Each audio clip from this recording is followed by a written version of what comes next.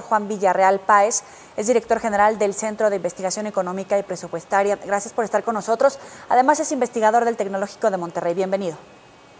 Muchas gracias, Joely. Estábamos escuchando este reporte de la situación en Michoacán y hay un reloj en contra para esta bomba de tiempo, pero a nivel federal, ¿es tan peligrosa y tan preocupante como en los diferentes estados? Sí, claro. El problema, y no voy a hablar del problema que se nos viene, el problema que estamos viviendo ahorita ya es brutal. Mira, si tú te pones a pensar el gasto federal en pensiones para el año 2020, antes de que viniera la contracción por la crisis de la pandemia, una vez que incluías la no contributiva, estábamos hablando de un gasto público como 4.2% del PIB. Para la gente que nos escucha, esto es más de 1 billón de pesos, un 1 con 12 ceros. Y a ver, ese es un número hasta difícil de poner en la cabeza. Para ser más concretos, es más lo que espera gastar el gobierno federal en el 2020 que toda la recaudación por IVA. O sea, nuestro segundo impuesto más importante no nos alcanza para pagar el gasto en pensiones actualmente. Héctor, ¿en qué ha errado el gobierno? Cuando usted habla de que se gasta más de lo que se recauda por parte de quienes pagamos impuestos, ¿en qué ha errado? ¿Han sido estas reformas? ¿Ha sido, quizá, dar más dinero del que se tiene planeado para este tipo de prestación al que todos aspiran tener una vez que terminen su vida laboral? Mira, muy buena pregunta, pero también bastante compleja. Y cuando nosotros hablamos de que tiene que haber una reforma al sistema de pensiones, sí, la verdad es que diferentes problemas se tienen que poner sobre la mesa. Ahorita, este gasto tan brutal en pensiones tiene que ver con una ley 73 que era demasiado obsequiosa.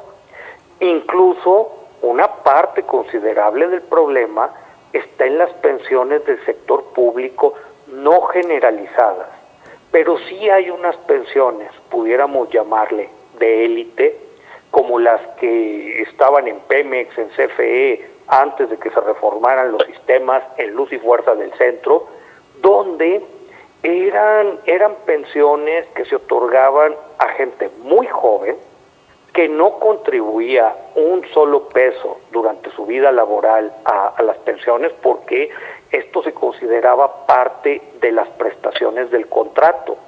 Entonces ahorita se pagan con gasto corriente. Si tú tenías a alguien que trabajaba 25, quizá 30 años, y le vas a tener que dar una pensión equivalente a casi todo su sueldo durante otros 30 o 40 y no te contribuyó un peso, pues no va a haber un sistema que aguante. Entonces, traemos ahorita una mezcla de estas pensiones del sector público, traemos también el problema de pensiones del sector privado con ley 73, que los cálculos financieros no respaldaban los pagos comprometidos, pero luego las otras partes del sistema también tienen diferentes problemas. Por ejemplo, está toda la discusión de que en el sistema de cuentas individuales la gente va a terminar pensionándose en el caso de que complete las semanas de cotización y todos los demás requisitos, con una pensión muy pequeña con respecto a su último sueldo. Pero ese es otro problema. Entonces, sí tenemos que sentarnos a la mesa, hablar de todos estos conflictos que rodean el sistema de pensiones. Les puedo contar unas historias de terror. Ahorita estaban hablando de Michoacán.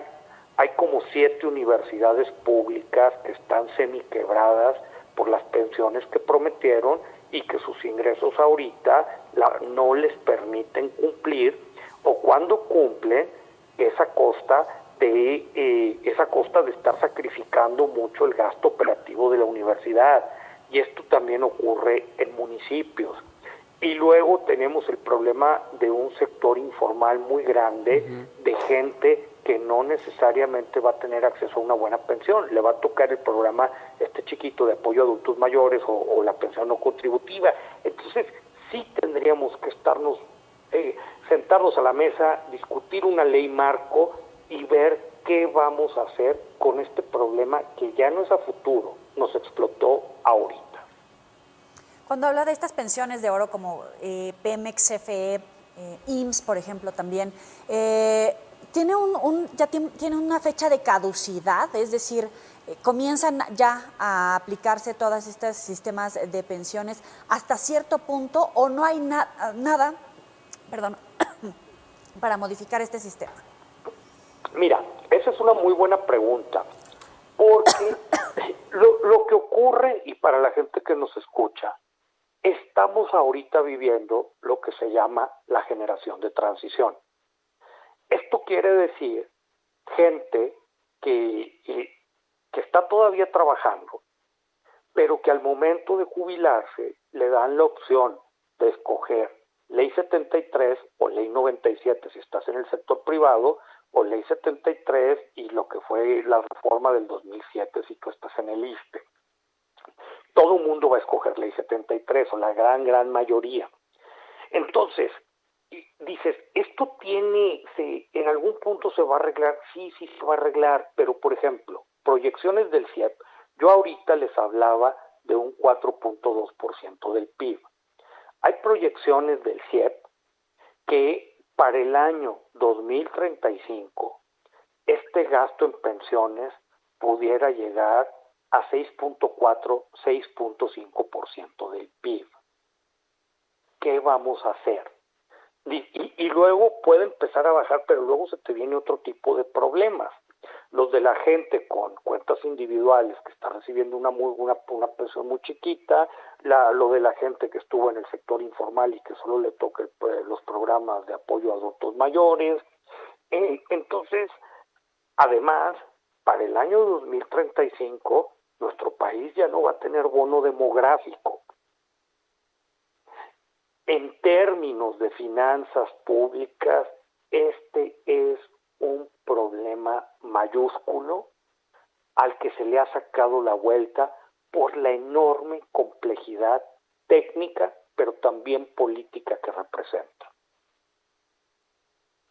Esto sobre la mesa, uno se pone a pensar ahí en casa, quienes son más jóvenes, ¿a qué pueden aspirar? Sobre todo esta generación de Afores y particularmente, pues, ¿qué se tendría que hacer para poder solucionar este conflicto? Mira, esa es otra gran pregunta. El problema para las generaciones jóvenes, y estoy pensando muy particularmente en los millennials, pero incluso ahorita con lo de la crisis COVID-19, esto ya también puede empezar a meterle presión a Zetas. Millennials los estoy pensando nacidos entre 1980 y 1999, Zetas entre el 2000 y el 2019. A ver, y el problema aquí es que en términos de justicia intergeneracional, aquí se está cometiendo un crimen, porque muchas de estas personas ahorita jóvenes se les están cobrando impuestos para poder pagar estas pensiones de las generaciones anteriores y al mismo tiempo se les está exigiendo ahorrar para las propias. Sí. Y eso no se vale. Además, no alcanza, ¿no? No alcanza. Y le podemos poner una serie de asegúnes. Esta generación, particularmente los de los millennials, les tocó un mercado laboral mucho más volátil, donde hay bastantes más entradas y salidas. Y entonces de repente dices, como generación, son los grandes perdedores de este pacto fiscal. Y a la vuelta de la esquina, eso nos va a traer muchos resentimientos. Perdedores de este pacto fiscal, pero ¿qué podemos hacer cada uno de nosotros para tomar las riendas, el control de nuestra vejez y que no estemos pasando estas penurias de ahorita, pagando las anteriores, pero además tener que ahorrar para las propias? ¿Cómo tendríamos que estarnos preparando? Mira, yo creo que es una respuesta en dos partes. La parte más fácil, por ponerlo de alguna manera, pero brutalmente complicada, es pues tiene que haber una conciencia del ahorro voluntario. Y tenemos que buscar políticas públicas que fomenten, si me perdonan el término técnico, lo que se conoce como Pilar 3, que es todo este ahorro voluntario que eventualmente se te pega a tu cuenta de retiro. Y dices, bueno, ¿por qué hablar de un Pilar 3 y en qué se diferencia de un ahorro que yo manejo por mi cuenta? Normalmente este Pilar 3 tiene algunos incentivos fiscales. Incluso en algunos países, para niveles de ahorro de ingreso bajos, el gobierno te lo copetea. Esa es una parte. Pero también tenemos que ir a una discusión pública del problema que se está viviendo, incluyendo, y perdónenme otro término técnico, cuentas nocionales.